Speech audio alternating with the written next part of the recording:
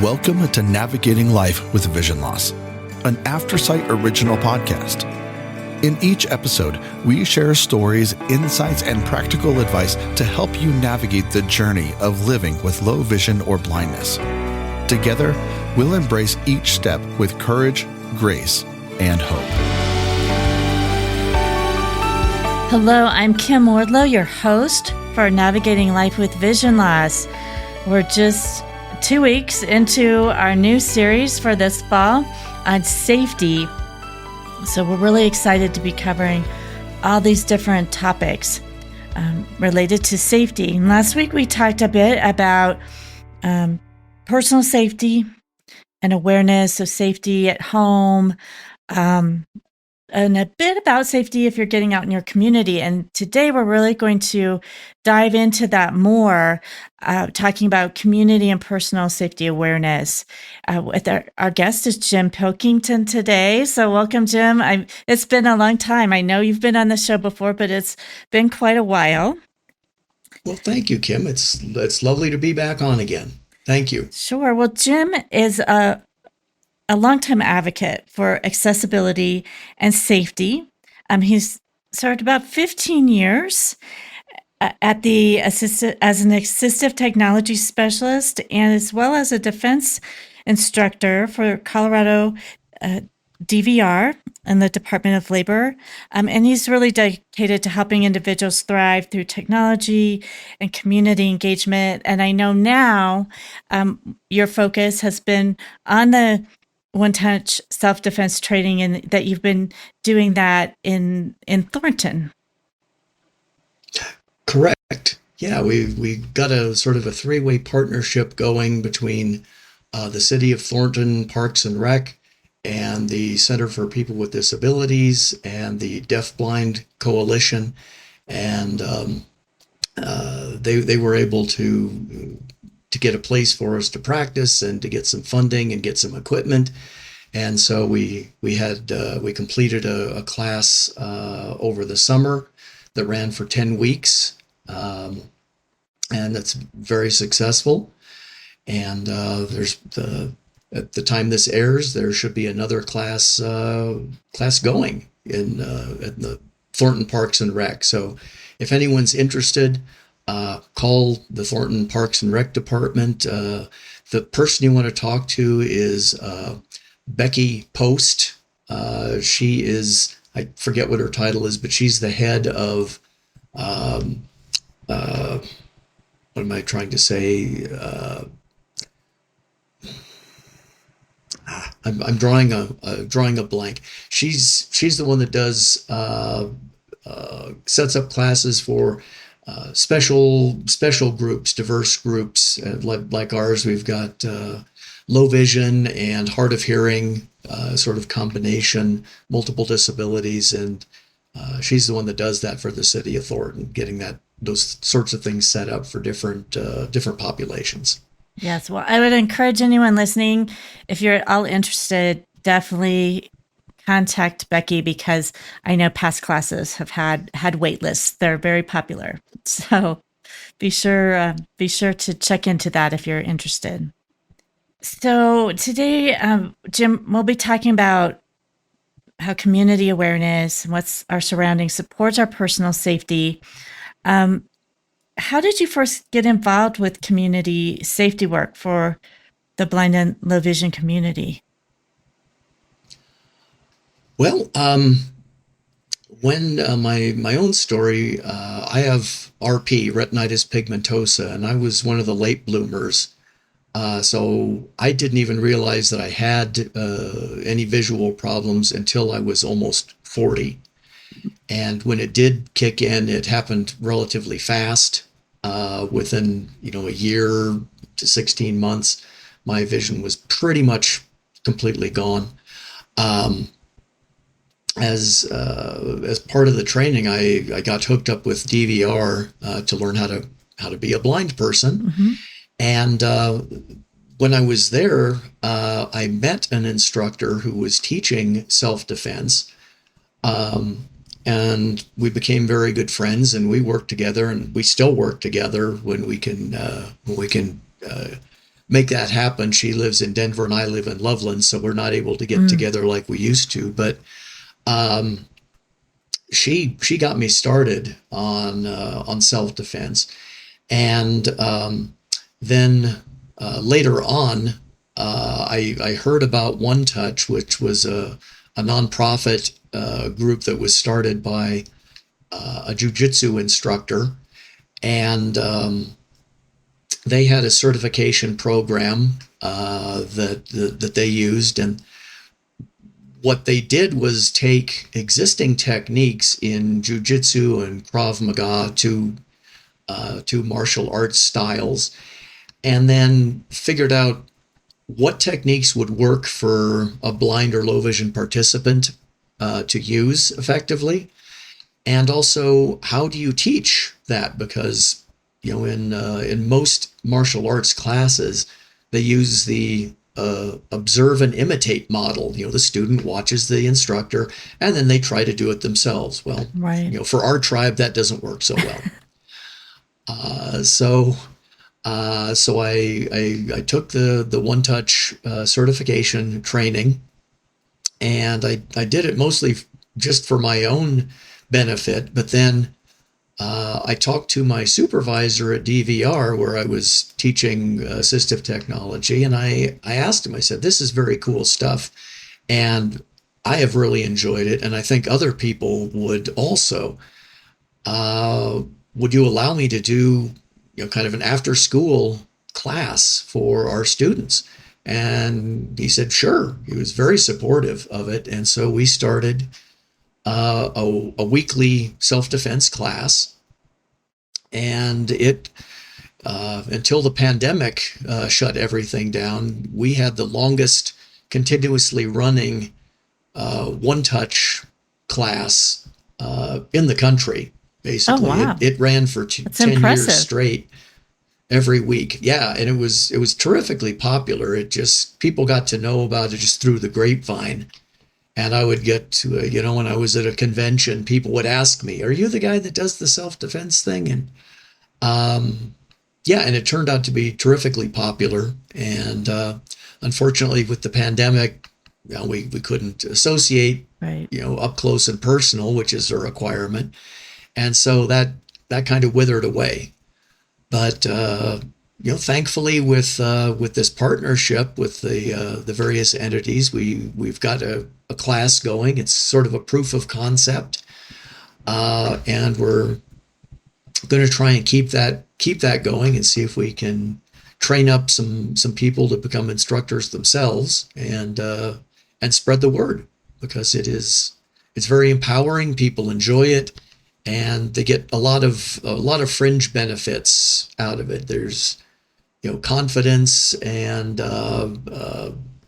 balance and coordination and fitness. It affects a lot of different aspects of your life. So I'm very, very fond of teaching it, and I think people enjoy it. Well, and certainly that's kind of the personal aspect of safety. If you've taken a course like that, if you're out in your community. But community safety awareness, I can see two sides to that. One is, as an individual, have I done things like training or perhaps technology that I'm using to help me feel safe in my environment, but also communities themselves, jurisdictions, neighborhoods. There might be things that could be help make things be safer for individuals, for all of us, but especially for individuals that may have vision loss or blindness. Do you see that there's Yes. different aspects of that as well? Oh, absolutely. Absolutely. We have access to information now that kings wouldn't have had, 2 generations ago. So if anybody's interested in what they can get into in their local community, I would start by just start making phone calls or sending emails to, the local city council, the local district offices of your city, your locality. Find out if there are any volunteer boards that are related to safety, and try to get your foot in the door. Senior centers, school districts, churches, different civic organizations, different clubs. And what I've found is the first time you call or send an email, you may not hit gold at that point, but if you ask, if the person you're sending the email to, if they don't know, ask them if they have any suggestions who you could talk to. And after you follow up a couple of times, it might take 2 or 3 phone calls in a chain until you finally get somebody that's the right person to answer your question. But don't hesitate to keep calling. You will have to sort of get out of your comfort zone and make some cold calls like that. And that's uncomfortable for a lot of people, I understand. But you'll be very happy when you finally do, find the right person or group that you can start working with. It's well worth the hassle of making a few phone calls. Mm-hmm. I think sometimes communities are making changes, whether they're large cities or smaller towns, and they're making changes that they intend to be very positive, but there's things about the safety in terms of travel and things with someone who has vision loss that they may not be considering. Like I know one of my staff members has been really active in her community where they put in a new transit hub, which is great. They have a new place. You can catch a bus, all those things. But to get to it, you had to cross a really busy street and there was no crossing signal. Oh dear. Yes. So, there's no way. It's like, I can't know. see if a car's coming. I mean, obviously you listen and there are techniques, but it could have been made much safer. And so trying to incorporate things then after the fact. But so being part of that process can be really beneficial. And I would say also do things if you know an O&M instructor that works, in the Front Range area. Ask that person if they know who the traffic engineers are in your area, because the traffic engineers are the ones that decide what kind of crossings get set up. And if you can figure out who that person is or what that office is, and just introduce yourself and say, I've noticed that there's some busy intersections that could be made safer, with an audible crossing signal or adjusting the timing, or there's a variety of things they can do. But from my own experience talking with traffic engineers, they might not even know that somebody is in need of a little extra assistance, or that there is a need for that. Unless you speak up, they're not mind readers. They want to do good work, mm-hmm. But if they don't know anyone's out there who's going to benefit, it might not get done. So, and if they don't know someone with that lived experience, and they don't have that lived experience themselves, it just might not even occur to them that this is important. Absolutely. And I've found that whenever I would run across somebody who was in an official capacity like that, I would use it as a teachable moment, saying, if you've got 5 minutes, let me show you how I do a safe street crossing. Here's the things that I need to make a safe crossing, in a residential area or at a stoplight, and give them a real quickie course in O&M, because a lot of times they will have no idea the kinds of things that we need in order to be safe. But they're usually smart people and they catch on pretty quick. So don't hesitate to be a teacher yourself if you can. Mm-hmm. And even, I don't know if you've experienced this, but even maybe in a homeowners association or a neighborhood group, super local, like right where you live, can be a great place to start advocating as well, if that's not something you've done before and you're nervous about talking to public officials, but even just talking amongst your neighbors. Absolutely. Yeah. If there is a homeowner association where you live, get involved with it. Some of them use apps like the Nextdoor app in order to communicate amongst the members. Introduce yourself, let them know, and I've had good luck with the folks that live around in my neighborhood. Talking with them. A lot of times if you break the ice, they're maybe hesitant to talk. Oh, that person has a white cane. I don't know. That makes me a little nervous. I might say the wrong thing. Mm-hmm. But if you break the ice and introduce yourself to people, that cuts down on their anxiety and makes it a lot easier to communicate. So where do individual actions and community safety overlap for folks that they're out in the community and they want to feel safer in public and being aware of their surroundings, not just doing the things we've talked about, but just your everyday, you're out there in your community, trying to feel as safe as you can? Well, one of the big things that I stress whenever I teach self-defense is situational awareness, which just means paying attention to your surroundings. And the joke I use is, everyone has heard of or seen videos on YouTube or Facebook where there's, someone with their eyeballs glued to their cell phone as they're walking down the street and they do something funny. They trip and they fall into a fountain, or they fall in horribly to a manhole cover, or step in front of a bus, something bad. Don't be one of those people. Have your head in the game. I would say listen to whatever extent you can. Pay attention if you're waiting for a bus or a light rail. Check out what's in your vicinity. Do you hear somebody walking around? Do you hear their clothing rustling? Do you smell perfume or aftershave of somebody? It doesn't necessarily have to be listening. You've got lots of sensory apparatus that you can use if you pay attention.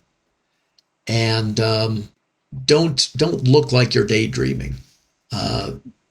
Stand up like you are paying attention. Stand up, head up, facing forward.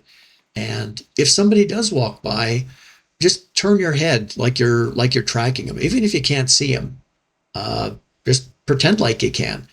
That indicates through body language that you are aware of people moving around you, that you're not daydreaming. And if a bad person, if a mugger or a thief is out there looking around for a victim, they're looking for somebody who's not paying attention, who appears to be vulnerable. But, if you're turning your head and facing them, they might look at the cane and look at you and say, well, maybe they're not blind after all. Maybe this is, some sort of a police sting operation. Maybe I'll just leave them alone and go somewhere else. Just through your body language. So that's what I would suggest as a first step, is just act and pay attention.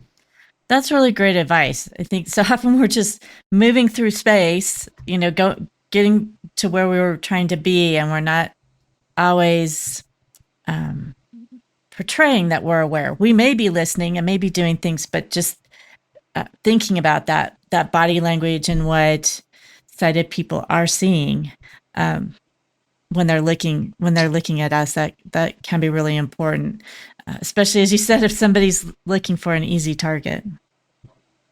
Yeah, if you can look the part of someone who is awake and aware, that will help you. You mentioned people walking around looking at their phones, but are there apps and tools that people can use that would help them be safer in public spaces or maneuvering through public spaces? Yes. Well, just depending on, if people are comfortable using one of the mapping apps on their phone, in order to to get on course and stay on course. I know of people who have used the Compass app on their phone when they were crossing a really wide intersection, one of those monster, 10-lane intersections where you have a tendency to drift. I know of people who would stick one earbud in their ear and, line up, get a good lineup on the curb, and then just, hold their cane in one hand and their phone in the other, and just hold that compass heading while they were crossing the street. So that's really good advice, because it's easy. Yeah, it's easy to start to kind of veer off in one direction or the other, and it will make your trip across a wide intersection like that a little bit longer, but also you may not be coming out on the other side of the intersection quite in the place you thought you were. Yep. And I would say if you're going to do that, practice someplace, in like a parking lot, an empty parking lot. If you can get a friend to help out, so that you're aiming for a particular point, and you're getting a compass heading, and you're practicing holding that heading while you walk, because it's going to be whispering at you, 91 degrees, 93 degrees, 89 degrees, and you have to be comfortable enough with that to adjust your course, based on that information coming in. That's all part of that planning process.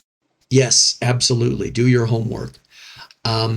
If you are going to use navigational apps when you're out and about, I would also suggest the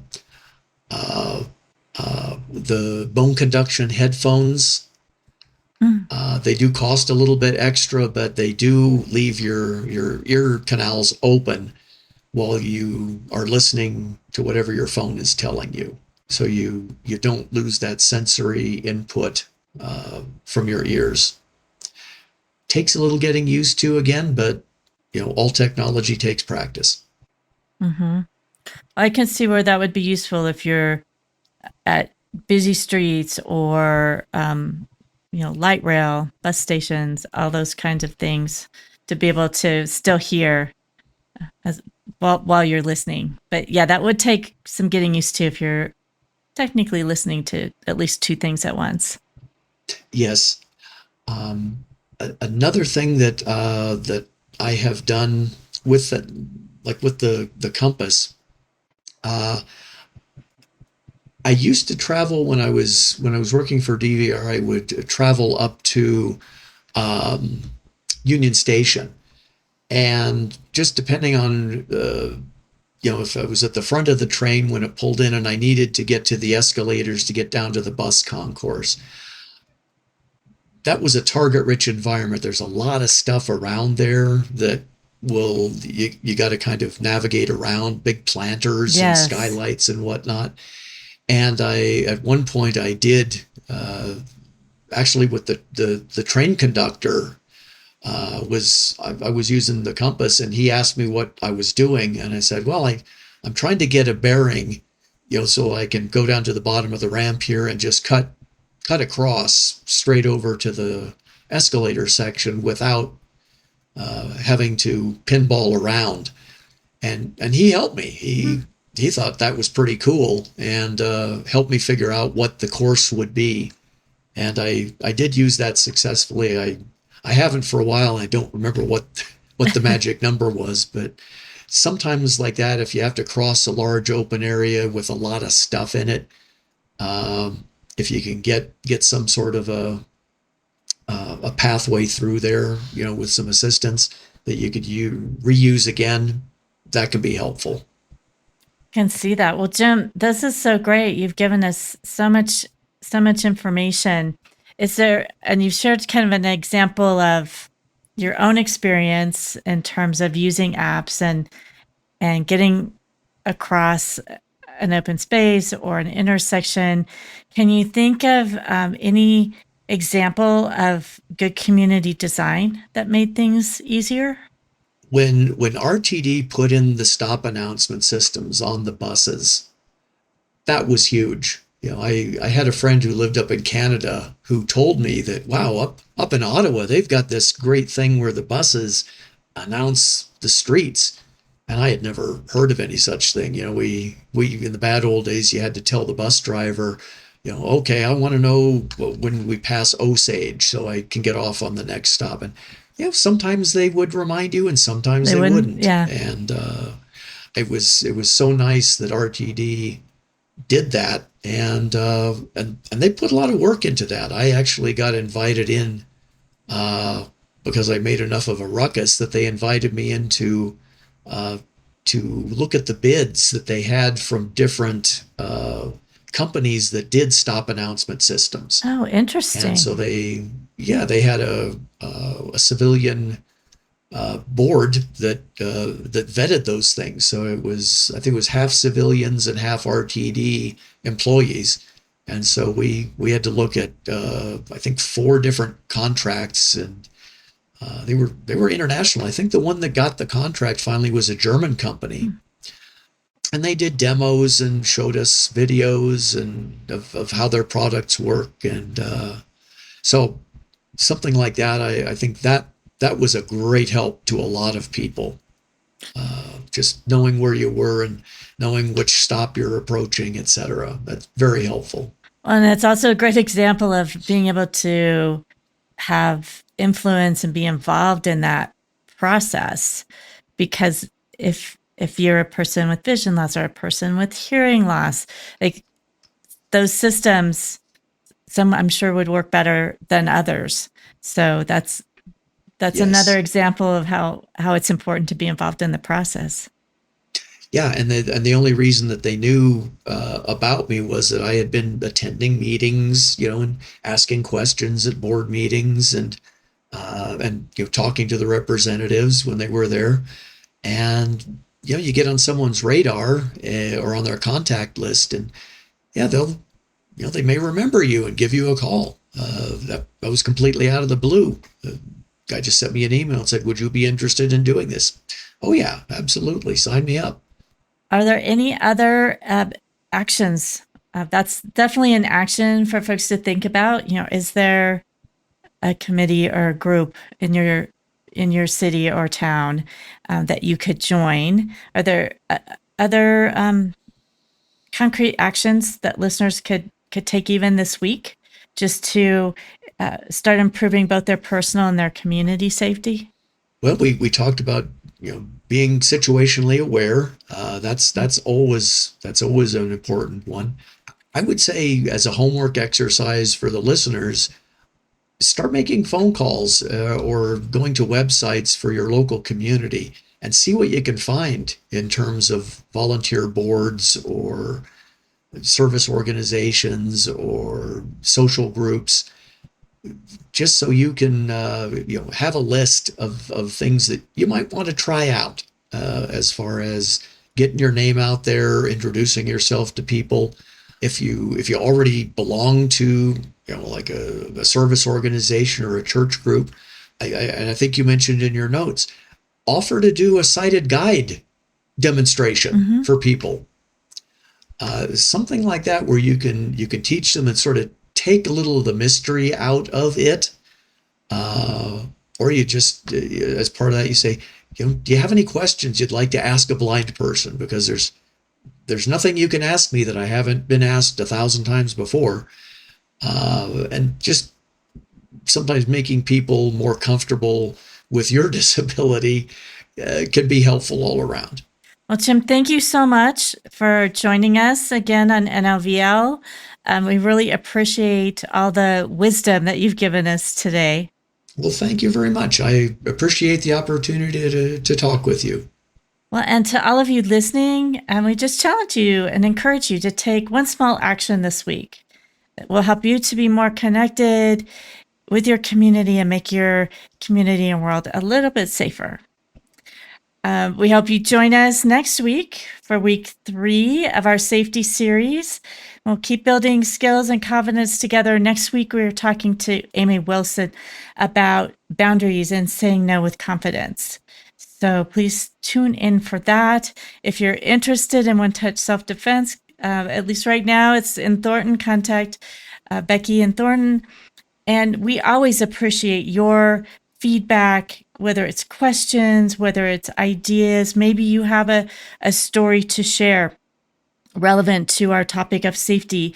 You can reach us by phone at 720-712-8856. Again, that's 720-712-8856. Or if you prefer to email us, you can go to feedback@aftersight.org. FEEEDBACK at aftersight, AFTERSIGHT.org. And we always appreciate and look forward to hearing from all of you and getting your feedback and input. As always, we hope the information you have heard today helps you navigate your life with vision loss.